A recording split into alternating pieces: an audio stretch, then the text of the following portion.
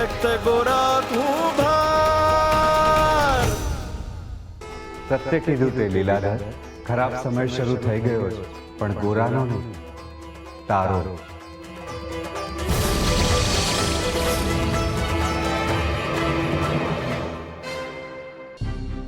बेटा तने કેટલી વાર સમજાવ્યો હે કે ઘરે આવેલા અતિથિ છે ને આપણા આટું ભગવાન સમાન હોય છે ને તે એમને જ હેરાન કર્યા। જો આ કેટલા ગુસ્સે થઈને ગયા ઈ। આ હું કર્યું તે ગોરા? સૌથી પહેલા તું આ ફરો છે ને તારા જ માથે માર। ભમી ગયું છે તારું? હા, આવા જ્ઞાની માણસ હારે આવું કરાય? હે ભગવાન, ખબર નહીં હવે કેવી નવી મુસીબત આવશે। પણ માં, હું ચકાસતો હતો કે લીલાધર કાકા કૃષ્ણ છે કે નહીં। તો સમજાયું કઈ કે એમના ખોટો ખોટો શ્રાપ ખાધો? હા, આ ફ્રાય મને કીધું કે લીલાધર કાકા કૃષ્ણ નથી। ગામવાળા હારે ખોટું બોલી રહ્યા છે। એવું હું નથી કહેતો, આ ફરો કે છે।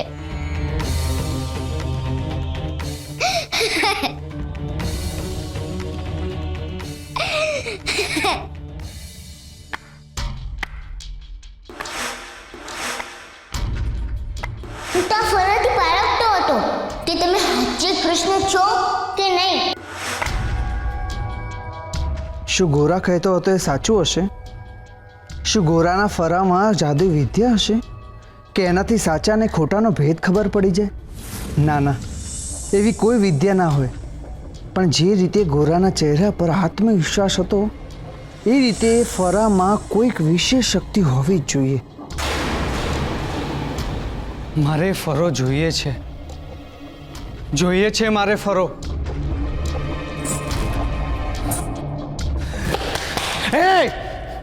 સાંભળી લે, તું લીલાધર કૃષ્ણ નામ છે મારું। તું મને નહીં હરાવી શકે, ક્યારે નહીં હરાવી શકે। મારા જીવનના લક્ષ્યાંક સુધી પહોંચવા માટે માત્ર છેલ્લું ગામ છે જ્યાં હું ભગવાન તરીકે પૂજાવાનો બાકી છું। બાકીના ગામમાં તો તું મારું સામ્રાજ્ય જોઈ ચૂક્યો છે। હવે આ ગામમાં ટૂંક જ સમયમાં હું ઈશ્વર તરીકે પૂજાવાનું શરૂ થઈ જઈશ। એટલે તું મારી અને મારા લક્ષ્યાંક વચ્ચે ના આવીશ। લીલાધર કૃષ્ણની જય, લીલાધર કૃષ્ણની જય। હાલ ભગલા, અમની પાસે નથી જવું, મને ડર લાગે છે। અરે ઊભો રહે ને ભાઈ, આ બહુ મોટા તપસ્વી છે। આ બધી એમની વિદ્યાનો એક પ્રકાર છે। આ બધામાં આપણને ઝાઝી ખબર ન પડે। તું તારા પેટનું દર્દ મટાડવાથી મતલબ રાખને। આવ ભગલા આવ।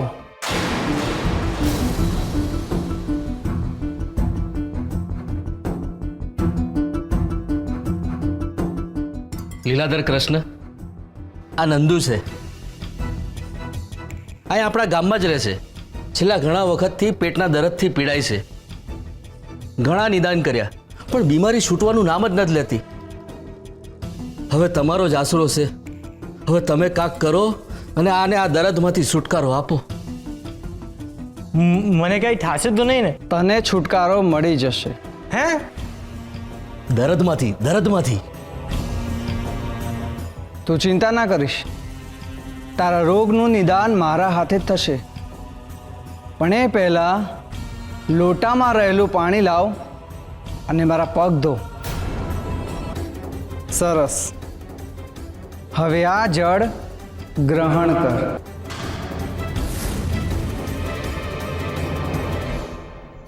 આ ગામના તમામ લોકોને મફતમાં ઔષધિ આપવાની જવાબદારી મેં સ્વીકારી છે અને મારી જે પરંપરા છે એ ના તૂટવી જોઈએ। અને જેને મારી ઔષધિનો લાભ લેવો હોય ને એમણે મારી આ પૂજામાંથી પસાર થવું પડશે। સેવા વિના પ્રસાદ એ અધર્મ છે। પણ બાપા, હું આ પાણી કેવી રીતે પી શકું? મૂર્ખ, તને ગ્રહણ કરવાનું કહ્યું ને એટલું કર। અરે ગાંડા, ગ્રહણ કરવાનું એટલે પાણી હાથમાં લઈ આંખે અને માથે ચડાવવાનું, સમજો? હા.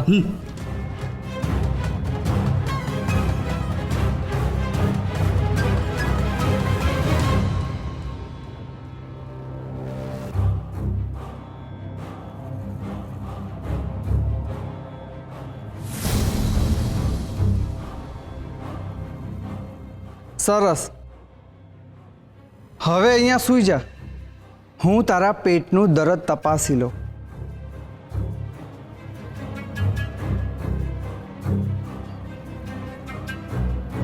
ઔષધિ સવાર સાત પાણી સાથે લઈ લેજે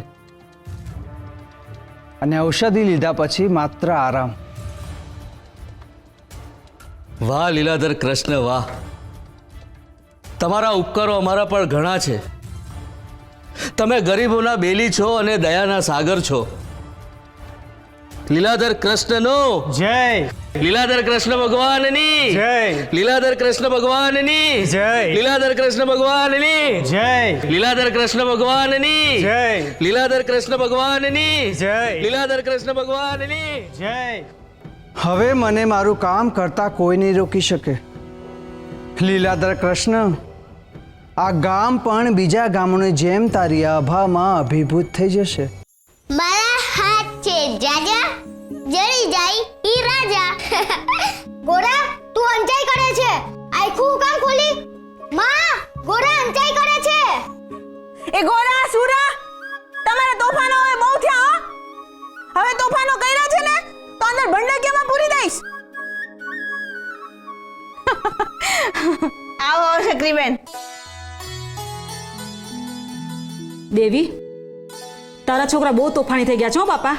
કેટલી દોડાદોડી કરે છે, થાકતાય નથ. હાવ સાચી વાત કીધી તમે. આ છોકરાઓના તોફાનો એટલા બધા વધી ગયા છે ને, બેમાંથી એક કહીને ઘરમાં એકલા મુકાય એમ છે જ નહીં. મારું કંઈ સાંભળતા જ નથી. એટલે તો આજે ભગત માટલા વેચવા એકલા ગયા છે ને હું અહીં ઘેર રોકાણી છું. દેવી, તને ખબર છે આજે ચોરાફાએ ફરીવાર કઠપુતળીનો ખેલ થવાનો છે? તું આવીશ ને જોવા? ના શકરીબેન, અમે નહીં આવીએ. કેમ હું થયું? આખું ગામ આવે છે ને વળી તને હું વાંકું પડ્યું? સાચું કહું ને શકરીબેન, તો આ લીલાધરભાઈ છે ને એ મને જરા વિચિત્ર જ લાગે છે. એમની વાતો હું સાંભળું છું ને તો મારું તો મગજ જ ભમવા માંડે છે. આ હું બોલે છે દેવી? એ લીલાધર કૃષ્ણ છે. આપણાથી એમને આવું ના બોલાય, પાપ લાગે. એ તો ગામના હંધાય લોકોની મફતમાં સારવાર કરી રહ્યા છે અને એમનાથી લોકો હાજા પણ થઈ જાય છે.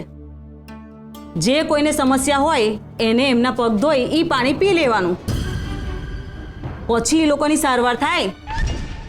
હું કીધું? એમના પગ ધોઈને એ પાણી પીવાનું? એવું હું કામ? ચરણામૃત. કૃષ્ણના પગનું પાણી તો પ્રસાદ કહેવાય.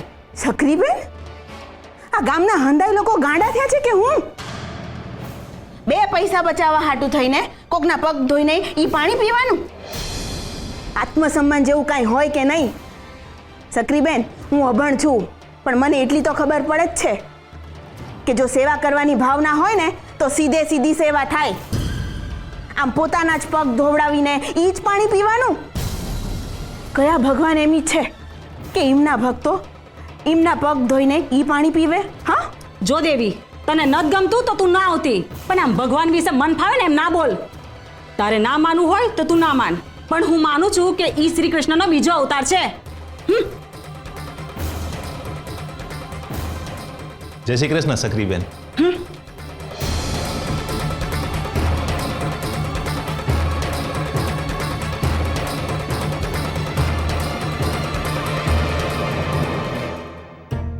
સક્રીબેનને શું થયું? ઈ અહીં આવીને ઓલા લીલાધરના ગુણગાન ગાતા હતા. તે પછી મેં એમને મારી ભાષામાં સમજાવી દીધું. તે એમને માઠું લાગી ગયું કે અમારા ભગવાન હાટું તમે શું કામ આમ બોલો છો?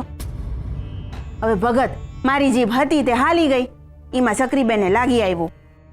શાંત દેવી શાંત. હવે હું તો શાંત જ છું. એ ગોરા સુરા, હાલો જટ, વાડું થઈ ગયું છે. એ તો ક્યારના પોગી ગયા ચોરા પાસે. આ કઠપુતળીનો ખેલ જો આટું. હું કીધું? ઈ ભોગી ગયા ચોરા પાસે? તમને હામે મળ્યા ને તમે એમને લેતા ન આવ્યા? રોક્યાય નહીં તમે? ભગત, તમને ખબર છે ને, ઓલો લીલાધર ઈ માણસ પર ભરોવો મૂકવા જેવો નથી. હું છોકરાઓને જેટલા ઈ લીલાધરથી દૂર રાખવા પ્રયત્ન કરું છું, એટલા જ ઈ એમની પાસે હાયલા જાય છે. હાલો હવે ઝટ, એમને લાવવા પડશે ને પાછા. હાલો વાન. એક વખતની વાત છે, સાંભળો ધ્યાનથી. તો મારી આ વાતમાં અવનવા ચમત્કાર છે. કહ્યું કૃષ્ણે મને એક દિવસ કે લીલાધર કૃષ્ણ, તું જ મારો બીજો અવતાર છે. માટે લીલાધર કૃષ્ણ, તારું કાર્ય આજથી શરૂ થાય છે. સાંભળ ધ્યાનથી. ધરતી પર કલાપુર નામનું એક ગામ છે, જેમાં મહારોગ ફેલાવાના અણસાર છે. સાંભળી કૃષ્ણની વાત, ના જોઈ કોઈ રાહ, અને પકડી એ ગામની વાટ. ગામમાં આવી ગયો અને શું જોઉં છું, ગામમાં રહેતા ચકુભા એક ગંભીર જીવલેણ બીમારીથી પીડાઈ રહ્યા છે. અને ચેપી હોવાથી ધીરે ધીરે ગામમાં પ્રસરી જશે તો થઈ જશે ગામનો વિનાશ. એટલે મારે આ મહામારીને રોકવાની છે. એટલે ખબર છે મેં શું કર્યું? બોલો બોલો, મેં શું કર્યું હશે? અરે ભગલા, તું જણાવ, મેં શું કર્યું હશે? એની ખબર પૂછી હશે. અરે ખબર અંતર તો સગાવાલા પૂછે. હું તો સાક્ષાત લીલાધર કૃષ્ણ છું. એટલે મેં ચકુબાના માથાથી લઈને પગ સુધી મોરપીંછ ફેરવ્યું અને વીજળીની ઝડપે મેં એનો રોગ દૂર કરી દીધો.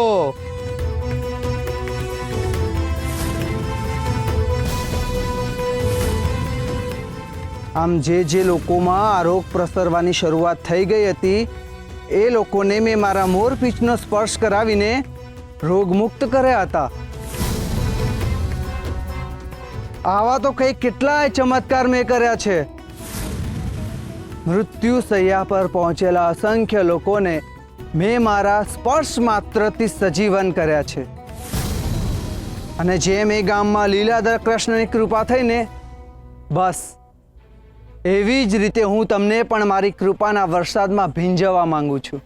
મારી વાંસળીના સૂર સાંભળતા જ લોકો પોતાનું કામ મૂકીને ખોવાઈ જતા. લોકો મારી વાંસળીના સૂર સાંભળીને ઘેલા થઈ જતા અને મને ઘેરી વળતા. ગાયો, પારણામાં રમતા બાળકો, જીવજંતુઓ, ગોવાળિયાઓ અને વૃક્ષો, આ બધાને મારી વાંસળી મોહી લેતી. ત્યાં સુધી કે મારી વાંસળીના સૂર રેલાતા જ સરોવરના પાણી થંભી જતા. ઝરણા વહેવાનું ભૂલીને સૂરમાં મગ્ન થઈ જતા. મંદિરના વાજિંત્રો નતમસ્તક થઈને સાંભળતા. મારી વાંસળીમાંથી સૂર નીકળતા જાણે સ્વયં કૃષ્ણના ધબકારા નીકળતા. ઓળખ. આંગણે આવેલા સાધુને આપણે એના ભગવા વેશથી ઓળખીએ છીએ. મંદિરની ઓળખ એના ઉપર ફરકતી ધ્વજાથી કરીએ છીએ. ક્યારેક ધુતારાઓ કે છેતરપિંડી કરનારાઓ પોતાનો વેશ પલટો કરીને આવે છે, ત્યારે એની હકીકત જાણીને, એને ઓળખીને એના ચહેરા પરનો પડદો હટાવે એને બુદ્ધિશાળી કહેવાય છે. ધર્મના નામે કેટલાય લોકો પોતાની જુદી જુદી ઓળખ બનાવીને બેઠા છે. સાચા સંતોની વચ્ચે પણ કેટલાય ઠગ લોકો બેઠા છે. એમને ઓળખવા અને એમના સકંજામાંથી બચવું એ પણ ઈશ્વરનું જ કાર્ય છે. ઈશ્વરની જેટલા નજીક રહીએ એટલા જ આવા ખોટા લોકોને ઓળખવા સહેલા થઈ જાય છે. માત્ર મંદિરે જતા, સ્વાર્થથી ઈશ્વરને ભજતા અને ઈશ્વરથી ડરતા લોકો આવા ઠગ લોકોની જાળમાં ફસાઈ જાય છે. પણ ઈશ્વરને પ્રેમ કરતા, પોતાને અને ઈશ્વરને જાણવા માટે હંમેશા પ્રયત્નશીલ રહેતા, શ્રદ્ધા અને અંધશ્રદ્ધા વચ્ચેનો ભેદ સમજીને ભક્તિ કરનારા આવા ઠગ લોકોને પળભરમાં જ ઓળખી લે છે અને એની જાળમાં આવતા પહેલાં જ બચી જાય છે. અસત્યથી બચવા માટે સત્યને પ્રેમ કરવો પડે છે. એક વખત એક ગામમાં દુકાળ પડ્યો હતો. પશુ અને બાળકો પાણી વગર મરી રહ્યા હતા. એટલે એ ગામના લોકો આવી મને હાથ જોડીને મદદની માંગણી કરવા લાગ્યા. મારા ચરણોમાં ભેટનો ઢગલો કરી દીધો અને મેં પણ સહર્ષ ભાવે ભેટનો સ્વીકાર કર્યો. કારણ કે ભક્ત ભક્તિથી જે કંઈ પણ આપે એ નકારવું એ ભક્તની ભક્તિનું અપમાન છે. અને પછી હું એ ગામના તળાવ પાસે ગયો અને તળાવની ધરતી પર બેસીને ઘોર તપસ્યા કરી. અને થોડા જ સમયમાં તળાવમાં પાણી પાછું ફર્યું. તળાવમાં પાણી જોઈ ગામના લોકોના હોઠ પર સ્મિત ફેલાઈ ગયું અને લોકો જોર જોરથી બોલવા લાગ્યા, બોલો લીલાધર કૃષ્ણ ભગવાનની જય! લીલાધર કૃષ્ણ ભગવાનની જય! લીલાધર કૃષ્ણ ભગવાનની જય! લીલાધર કૃષ્ણ ભગવાનની જય! લીલાધર કૃષ્ણ ભગવાનની જય! લીલાધર કૃષ્ણ ભગવાનની જય! લીલાધર કૃષ્ણ ભગવાનની જય! લીલાધર કૃષ્ણ ભગવાનની જય!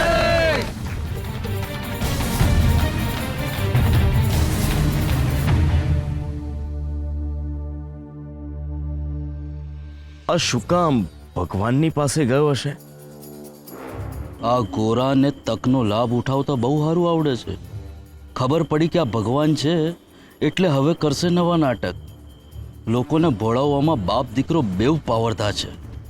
ગોરા, ભગવાનથી દૂર રહે. એમની પરવાનગી સિવાય એમની પાસે ન જવાય બેટા. લીલાધર કૃષ્ણ કાકા મને ઉચકી લ્યો ને. ક્યાં છે કૃષ્ણ?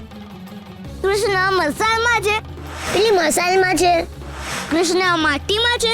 આ માટીમાં છે. એ આ વૃક્ષમાં છે. એ જીવણ કાકાની ભૂરી ભેંસમાં છે. પેલી ભૂરી ભેંસમાં છે. ક્યાં છે કૃષ્ણ?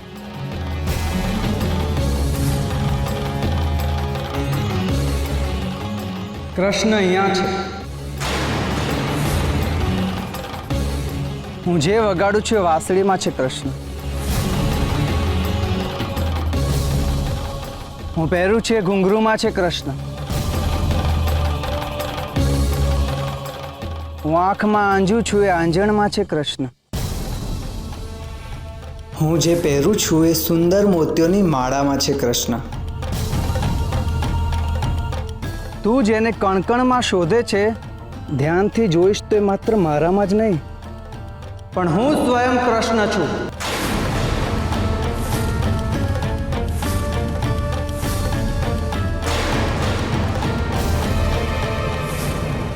જેમ ભાઈબંધ આપણી પાસે હોય એમ કૃષ્ણ આપણી સાથે હોય. ભાઈબંધ હાથ પકડે તો કૃષ્ણ હાથ બને. એ આપણી અંદર જ છે. એ તારામાં પણ છે ને મારામાં પણ. તમારામાં પણ છે કૃષ્ણ? હા. તું જેને કણકણમાં શોધે છે ભાઈબંધ આપણી પાસે હોય ધ્યાનથી જોઈશ તો એ માત્ર મારામાં જ નહીં સાથે હોય. કૃષ્ણ આપણી અંદર પણ હું સ્વયં કૃષ્ણ છું. સ્વયં કૃષ્ણ છું. મારામાં પણ. હું સ્વયં કૃષ્ણ છું. ના, તમે કૃષ્ણ નથી.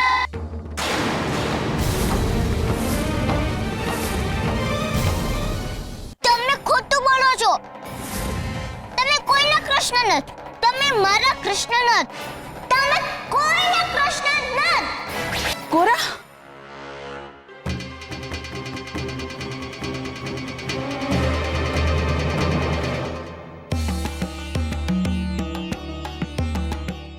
નાથ, ગોરાએ તો આટલા બધા લોકોની સામે લીલાધરના અસ્તિત્વ પર પ્રશ્નાર્થ મૂકી દીધો. એને નકારી દીધો. તો શું હવે માધવપુર ગામના લોકો લીલાધરના પાખંડને સમજશે? આ નકાર ગોરાનો છે, ગામવાળાનો નહીં. સંમોહન અંધશ્રદ્ધા તરફની સીડી છે. શ્રદ્ધા ક્યારેય સંમોહિત નથી થતી. એટલે જ ગોરા ભાગ્યો છે. ગોરા સંમોહનથી ભાગ્યો છે, અંધશ્રદ્ધાથી ભાગ્યો છે, પ્રપંચ અને પાખંડથી ભાગ્યો છે. પણ ગામવાળા હજી એ લીલાધરને એની આંખોથી જોઈ રહ્યા છે. ગોરાની આંખ પર તો ભક્તિનું તેજ છે, એટલે આ ભેદ પારખી શક્યો છે. લીલાધરના પાખંડે ગામવાળાની દૃષ્ટિને નિસ્તેજ કરી નાખી છે, એટલે એ લોકો હજી પણ લીલાધરની આંખે જ જોશે. ગોરા, આ રસ્તો ખરબચડો છે. ધીમે અને સાચવીને ચાલજે ભાઈબંધ. ગોરા, અરે આટલા દિવસો થયા તો તમને મળવા કેમ નથી આવી રહ્યા? હું તારી સાથે જ છું, પણ જેમ અંધશ્રદ્ધાની વચ્ચે શ્રદ્ધા નથી રહી શકતી, કપટની વચ્ચે ભોળ પણ નથી જીવી શકતું, એમ જ પાખંડીની સાથે હું અહીંયા પણ પગ નથી મૂકી શકતો. ગોરા, હવે તારે પણ થોડા સમય માટે અહીંયા ના આવવું જોઈએ. હવે જતો રહે અહીંયાથી. ના, હું તમને મળ્યા વગર અહીંયાથી નહીં જાઉં.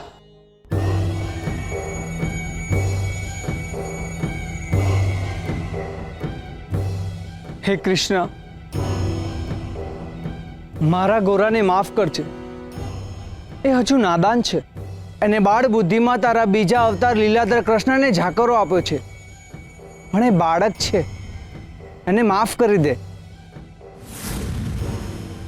એના ભાગે આવતી સજા હું સ્વીકારું છું પ્રભુ. આજે હું સ્વયં કૃષ્ણનો અવતાર મારા ભક્ત માટે સજા ભોગવીશ, પણ હે ભગવાન, મારા ગોરાને માફ કરી દે. આ લીલાધર કૃષ્ણની અરજ છે તને.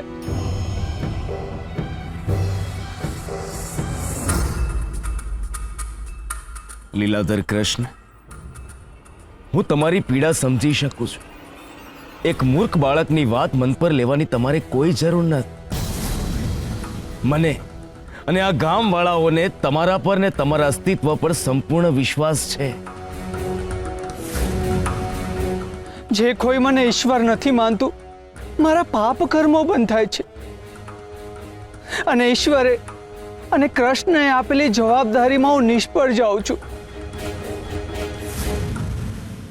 અને હવે કૃષ્ણ મને ક્યારે માફ નહીં કરે. હું કઈ રીતે એમની સામે જઈશ? જગતનું કલ્યાણ કરવા માટે કૃષ્ણે આદરેલા મહાયજ્ઞને જો હું પૂર્ણ નહીં કરું તો કૃષ્ણ મને ક્યારે માફ નહીં કરે. અને ત્યારે જ પૂર્ણ થશે જ્યારે સંસાર મને કૃષ્ણ તરીકે ઓળખશે, સ્વીકારશે. અરે, એક મૂર્ખ બાળકના ન માનવાથી કોઈ ફરક નથી પડતો. અમે બધા જ સ્વીકારીએ છીએ કે તમે લીલાધર કૃષ્ણ, કૃષ્ણનો બીજો અવતાર છો. બોલો ભાઈઓ, માનો છો ને કે લીલાધર કૃષ્ણ એ કૃષ્ણનો બીજો અવતાર છે? હા, અમે માનીએ છીએ કે લીલાધર કૃષ્ણ કૃષ્ણ ભગવાનના અવતાર છે. બોલો લીલાધર કૃષ્ણ ભગવાનની! બોલો લીલાધર કૃષ્ણ ભગવાનની! લીલાધર કૃષ્ણ ભગવાનની! લીલાધર કૃષ્ણ! લીલાધર કાકા સાચી હોઈ ગયા હશે કે હોવાનું નાટક કરતા હશે? ગોરા, ગોરા, એ ગોરા, ગોરા, ગોરા. પરમાભા, દેવીબેન, જો તમે માફી માંગવા આવ્યા હોય તો માફી માંગવાની જરૂર નથી. ગોરા મારો ભક્ત છે અને ભગવાન ક્યારે એના ભક્તથી રીસાય નહીં. એ અણસમજુ છે, બાળક છે. એને ઈશ્વર કોણ છે એની પણ ખબર નથી. હું તો સ્વયં ઈશ્વર છું. તમે તો જાણો જ છો ને. ઈશ્વર ક્યારેય એના ભક્તથી દૂર થઈ શકતા નથી. ઈશ્વર એના ભક્તને માફ કરી જ દેતા હોય છે. અમે તો ગોરાને ક્યારના શોધી રહ્યા છે. કઠપૂતળીનો ખેલ પૈતો ને પછી એનાથી ભાગી ગયો તો ને, તે જડી જ નથી રહ્યો. નથી ચડ્યો? શું વાત કરો છો દેવીબેન? ખેલ પતે તો ઘણો સમય થઈ ગયો અને હજુ સુધી ગોરા ઘરે નથી આવ્યો. મને તો એમ હતું કે ચોરેથી ગોરા સીધો ઘરે આવ્યો છે.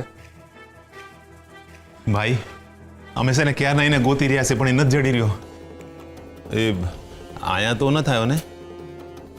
હું તો ક્યારનો અહીંયા આવી ગયો છું, એ અહીંયા નથી આવ્યો.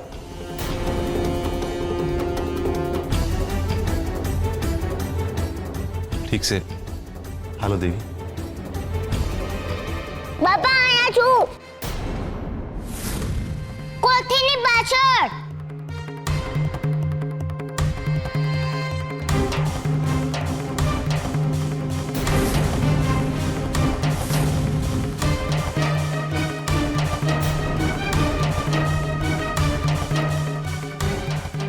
ગોરા, મારા ભક્ત શું કરે છે અહીંયા? મારી પ્રતીક્ષા કરતો હતો તો મને જાણ કરવી જોઈએ ને તારે. આ કોઠી પાછળ શું કામ છુપાયો હતો? ભગવાનથી ક્યારે છુપાવવું ના જોઈએ. શું જોઈએ છે તારે? શું શોધવા આવ્યો હતો તું? શણગાર જોઈએ છે? કઠપૂતળી જોઈએ છે? કઠપૂતળી પસંદ આવી હોય તો એ લઈ લે. બેટા, તને જે પસંદ આવ્યું હોય ને હું તને આપીશ, પણ મા બાપને કયા વગર ક્યાંય નહીં જવાનું. એમને ચિંતા કેટલી થાય. ચાલ આવ, મારી સાથે આવ.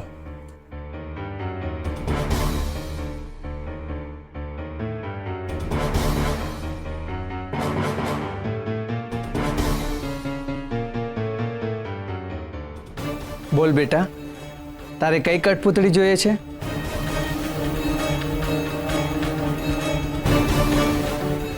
આ જોઈએ છે તને? પછી આગ જોઈએ છે?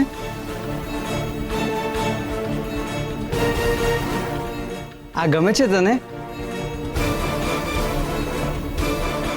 જો આ લેવી છે તારે?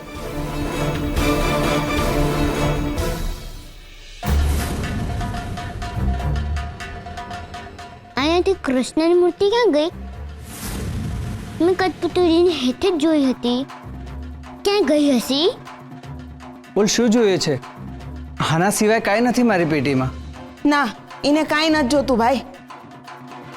હાલ બેટા ઘેર હાલ. ગોરા, તારા કૃષ્ણને ભેટીશ નહીં. આ સંસારમાં જન્મ લેવાનો સૌથી મોટો ફાયદો છે સુખનો અનુભવ થાય છે, અને સૌથી મોટું નુકસાન એ છે કે દુઃખ હંમેશા સુખની આગળ અવરોધ બનીને ઊભું રહી જાય છે. આ ગામના અને આ સંસારના દરેક લોકો કોઈને કોઈ કારણે દુઃખથી પીડાતા હશે. તમને ક્યારે એવો પ્રશ્ન થાય છે કે આ દુઃખ આપે છે કોણ? મને તો આ પરમો જ દુઃખ આપે છે. તો તમને આ બધા દુઃખ આપે છે કૃષ્ણ. હવે તમને એ પ્રશ્ન થતો હશે કે જો કૃષ્ણ અમને દુઃખ આપે છે તો લીલાધર કૃષ્ણને અમારા દુઃખ દૂર કરવા કેમ મોકલે છે? તો એનો જવાબ હું આપું છું. કારણ કે કૃષ્ણ પણ અમુક કામ કરવા માટે બંધાયેલા છે. આ સંસારમાં ઘણા એવા કાર્યો છે જે કૃષ્ણની ઈચ્છા હોવા છતાં પણ એ કરી નથી શકતા. એટલે જ કૃષ્ણએ આ સંસારમાં મને લીલાધર કૃષ્ણ સ્વરૂપે મોકલ્યો છે. એટલે તમારા જીવનમાં કોઈ પણ પ્રકારનું દુઃખ હોય તો તમે તમારા મનમાં કોઈ પણ પ્રકારની શંકા રાખ્યા વગર મને જાણ કરી શકો છો. હું લીલાધર કૃષ્ણ તમારા દુઃખ દૂર કરીશ. હું આ સંસારમાંથી દુઃખ દૂર કરીશ અને સુખની સ્થાપના કરીશ.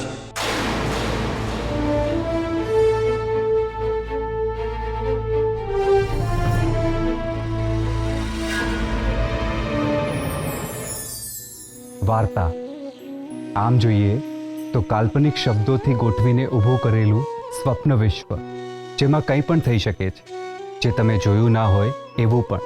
મનનો નિયમ છે કે એને કંઈક નવું, કંઈક જુદું, કંઈક વિશેષ સૌપ્રથમ ગમે છે, એમાં એને રસ પડે છે.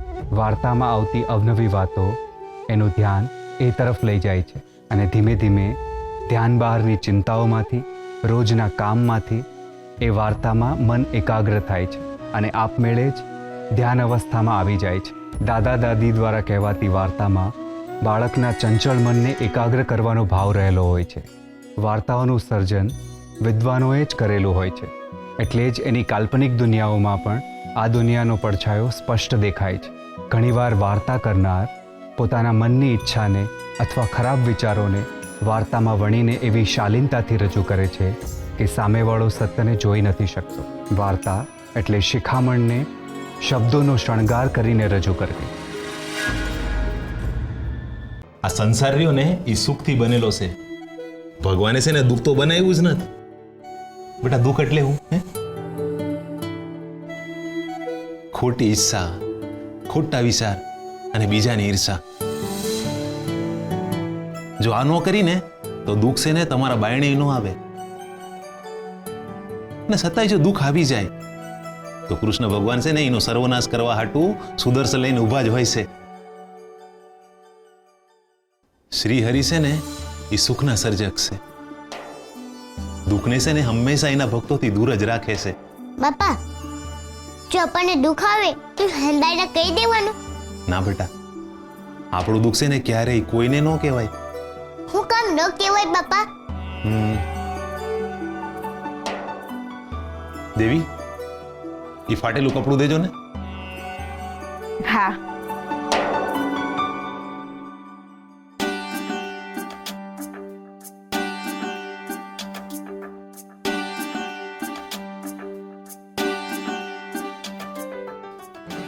ગોરા, એ સુરા, તમને આ કાણું દેખાય છે? હા. હા. હવે જો આ કાણામાં હું હાથ નાખી દઉં તો શું થાય? તો કાણું વધારે મોટું થઈ જાય.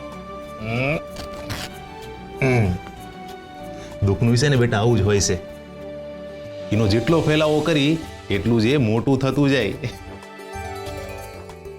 જો સુરા, તારું દુઃખ કેટલું બધું મોટું થઈ ગયું. બેટા દુઃખ છે ને આવે ને જાય. આ દુઃખ છે ને રાત જેવું હોય છે. એ આવે એટલે ઈશ્વર પરની શ્રદ્ધાનો દીવો જો પ્રગટાવેલો હોય ને તો એ રાતનો અંધકાર છે ને વધારે ટકી ન શકે. હો, વિપત પડે નો વલખીએ, વલખે વિપત નો જાય, વિપતે શ્રી હરિ ભજીએ, શ્રી હરિથી વિપત જાય. વિપત્તિ જાહેર કરવી અને દુઃખ આવે તો મને એની જાણ કરવી. હું દરેક ગામવાસીઓને કહું છું કે તમને કોઈ પણ પ્રકારનું દુઃખ આવે, મૂંઝવણ થાય તો સીધા જ લીલાધર કૃષ્ણને યાદ કરજો. મારી પાસે તમારા દરેક દુઃખ દર્દની દવા છે અને એ દવા તમને ધીરે ધીરે અસર કરશે. અને જો તમને દુઃખમાંથી કાયમ માટે છુટકારો મેળવવો હોય તો દરરોજ મારું પ્રવચન સાંભળવા આવો. મારા શબ્દો દુઃખનો રામબાણ ઈલાજ છે. મારા પ્રવચનની સુંદરતા અને સકારાત્મકતા તમારા હૃદયમાં એવા દ્વાર બનાવશે કે તમારા શરીરમાં દુઃખ પ્રવેશી નહીં શકે. અને જો કોઈ સવાલ તમારા મનને મૂંઝવતો હોય તો એનો જવાબ તમારા મનને નહીં પણ સીધો જ લીલાધર કૃષ્ણને પૂછો. તમારું મન હંમેશા તમને ઠગશે પણ હું તમને સચોટ ઉત્તર આપીશ. કૃષ્ણ તમને દુઃખ આપે છે તો એના પરથી તમારો વિશ્વાસ અને ભરોસો ઓછો થવો એ સ્વાભાવિક વાત છે અને એવું થાય એમાં કંઈ ખોટું નથી. કેમ કે જ્યાં સુધી તમારી શ્રદ્ધા ઓછી નહીં થાય ત્યાં સુધી તમે કોઈ બીજો ઉપાય નહીં શોધો. જ્યારે તમે બીજા ઉપાય શોધવાની શરૂઆત કરશો ત્યારે બીજા ઉપાય સ્વરૂપે હું સ્વયં લીલાધર કૃષ્ણ તમને મળીશ. આ સર્વ દુઃખનું છે ને સમાધાન છે શ્રદ્ધા. આ દુઃખ આવે ને એટલે શ્રદ્ધાની જ્યોતમાં છે ને ભક્તિનું ઘી વધારે પૂરવાનું. બાપા, જો મનને સવાલો મૂંઝવે તો શું કરવાનું?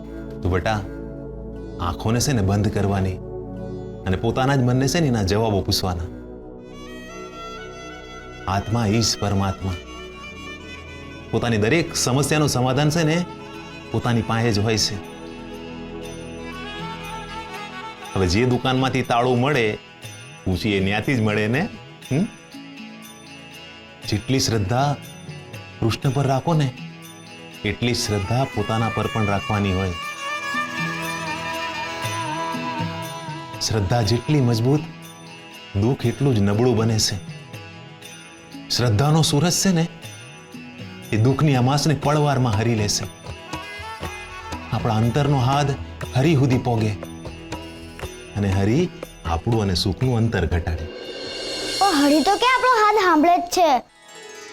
ગોરાએ તેદી બૂમો પાડી જ હતી ને, તો હરિએ કે એનો કોઈ જવાબ આપ્યો કે એનું દુઃખ દૂર કર્યું. આપણો હાથ એમના સુધી કેમનો પોગાડવાનો એ જ નથી સમજાતું. ચોરા, એવું ન બોલાય. હરી હંદાઈને જવાબ આપે છે, પણ એ આપણી જેમ જોર જોરથી બૂમો પાડીને જવાબ ન આપે. એ આપણા મનમાં આવીને સમજાઈ જાય ને આપણને ખબર ન પડે. આપણે શ્વાસ લઈએ આપણને ખબર ન પડે ને એ. આપણે તો ખાલી હરી પર શ્રદ્ધા રાખવાની. સાચું કહું બાપા, તમારા મોઢે શ્રદ્ધા રાખ હું સાંભળું છું ને, પણ મને તો એ જ નથી ખબર પડતી કે આ શ્રદ્ધા એટલે શું. બેટા, હરી મારી હારે હશે ઈ શંકા. હું જ હરી છું ઈ ઘમંડ. અને હરી આપણી હારે જ છે ઈ શ્રદ્ધા. હરી આવશે ઈ વિશ્વાસ, પણ હરી છે જ ઈ શ્રદ્ધા. સૂરજ અજવાળું આપે એ વિશ્વાસ, પણ સૂરજ જ અજવાળું છે એ શ્રદ્ધા. શ્રદ્ધા એટલે માનવું નહીં, શ્રદ્ધા એટલે સ્વીકારવું. અને કૃષ્ણ પરની શ્રદ્ધા એટલે સુખનો સ્વીકાર. શ્રદ્ધાનો હંમેશા અસ્વીકાર કરવો જોઈએ, કારણ કે શ્રદ્ધા હંમેશા માણસને થકવી નાખે છે. શ્રદ્ધા સાથે માણસ ખુશીથી જીવી શકતો નથી. શ્રદ્ધા એટલે જ આનંદ. આ શ્રદ્ધા છે ને એ માણસમાં ઉર્જા આપે છે. આ જેમ શ્વાસ પરની શ્રદ્ધા એ હૃદયને ધબકતું રાખે છે. શ્રદ્ધા એટલે જ કૃષ્ણ. ક્યાં છે કૃષ્ણ? જેને જોઈ શકાય છે, જે સામે છે, જે નજરની સામે દુઃખ દૂર કરે છે. તમારા લીલાધર કૃષ્ણ પરના ભરોસામાં છે કૃષ્ણ. જે તમને ભીતરથી આનંદની અનુભૂતિ કરાવે એ દરેક ક્ષણમાં છે કૃષ્ણ. જેમ શ્વાસ, સુવાસ અને પ્રકાશી જોઈ ન શકાતા, પણ જેમ શ્વાસ જીવાડે છે, સુવાસ રહી એ ઇન્દ્રિયોને આનંદ આપે છે, અને પ્રકાશ અંધકારને દૂર કરી અજવાસ આપે છે. જેને જોઈ શકાય છે એ નહીં, પણ જેના થકી જોઈ શકાય છે, જેના લીધે જોઈ શકાય છે એ છે કૃષ્ણ.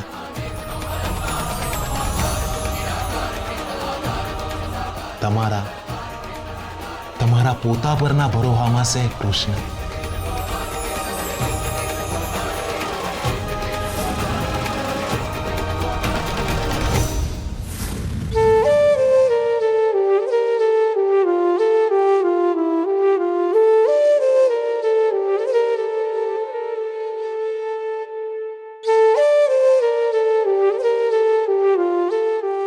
લીલાધર કૃષ્ણ ભગવાનનો જય.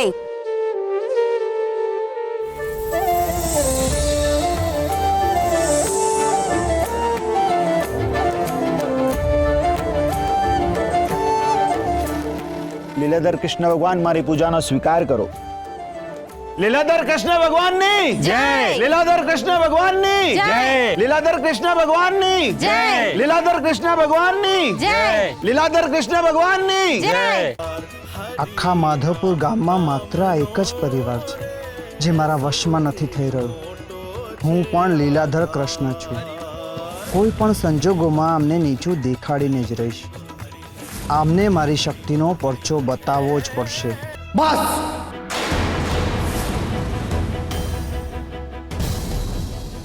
બંધ કરો આ ભજન.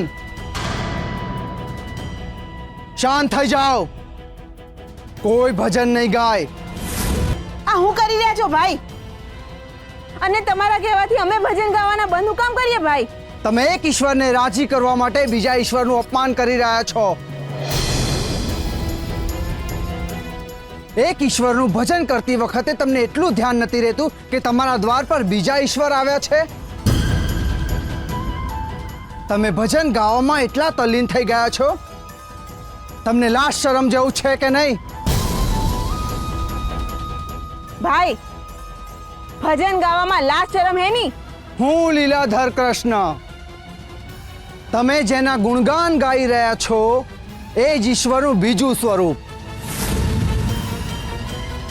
તમારા દરવાજા આગળ આવીને મારી વાંસળીના સૂર છેડીને તમારા ઘરમાં આવવાની અનુમતિ માંગી, અને તમે મારી વાંસળીનો અવાજ ના સાંભળીને ભજન ગાતા રહ્યા. આ મારું અને મારા કૃષ્ણનું અપમાન છે. આ ગામવાસીઓ મને કૃષ્ણ માનીને મારા પગે પડે છે, મારા દર્શન કરે છે, અને તમે મારું અપમાન કર્યું. સાક્ષાત ઈશ્વરનું ઘોર અપમાન. ભાઈ, કઈ ભૂલચૂક થઈ હોય તો માફ કરી દેજો, પણ આ તમારો અપમાન કરવાનો અમારો છે ને સહેજે ભાવ નહોતો. આ તો ભજન ગાતા ગાતા એટલા તલ્લીન થઈ ગઈ છે ને કે આજુબાજુના લોકોનું ધ્યાન જ નથી રહેતું. પરમા, આ ઘટના પહેલી વાર નથી બની. આ અગાઉ પણ આવી ઘટના બની છે.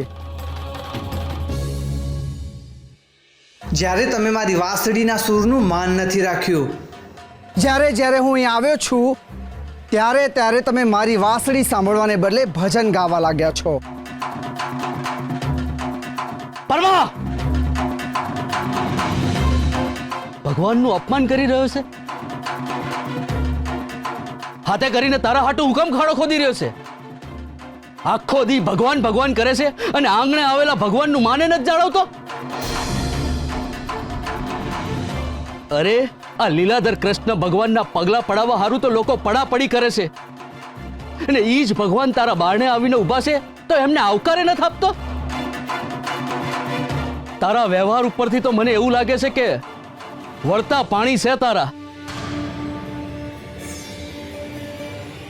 પરમા, તું તો કૃષ્ણનો સાચો ભગત છે ને? આ કૃષ્ણ સાક્ષાત આવીને તારી સામે ઊભા છે તોય તને કઈ ફરક નથી પડતો?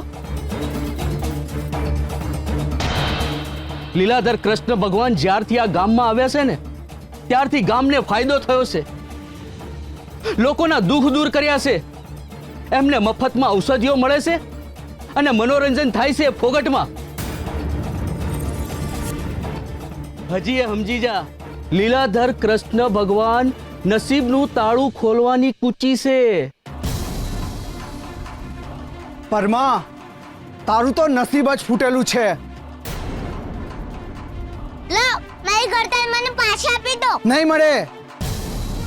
મારું અપમાન કરવા બદલ આ કરતાલ તને નહીં મળે. તમને આટલા મોટા દોડા કાઢતા પૂજારી બાપાએ શીખવાડ્યું છે, પણ કઈ વાંધો નહીં. હું પૂજારી બાપાના મોટા દોડાથી નથી બીતો, એટલે હું તમારા મોટા દોડાથી નથી બીવાનો. ગોરા, બેટા આવું ન બોલાય. એ તારાથી મોટા છે ને. હાલ માફી માંગ. અક્ષમ્ય અપરાધની માફી ના હોય પરમા. એક વાર તો તમે લોકો મારા શ્રાપનો ભોગ બન્યા જ છો. આ વખતે હું સજા આપું છું. મારા પ્રવચન પૂરા થાય ત્યાર પછી તારે અને ગોરાએ મારે ત્યાં ભજન ગાવા આવવું પડશે.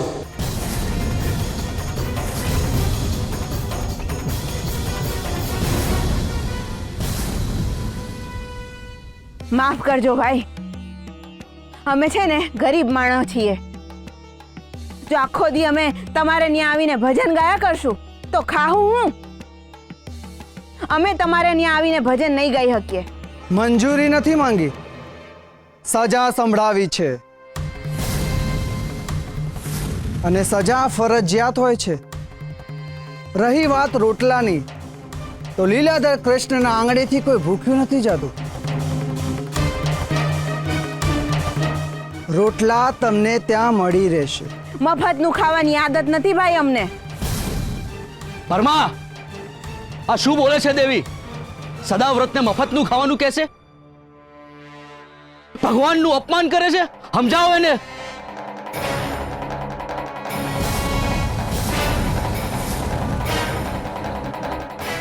જો ભગવાન ક્રોધિત થઈ ગયા.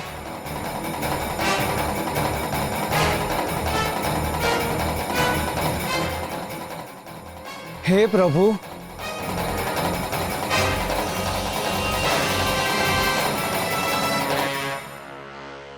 શાંત થઈ જાઓ. મને ખબર છે તમે ક્રોધિત થઈ રહ્યા છો, પણ આ પૃથ્વી પર કેટલાક નાદાન લોકો રહે છે. એમના મનમાં હજુ પણ શંકા છે કે હું કૃષ્ણનો બીજો અવતાર નથી, અને આમ અજાણતા જ મારું અપમાન કરે છે. પ્રભુ, હું જાણું છું કે મારું અપમાન એટલે તમારું અપમાન.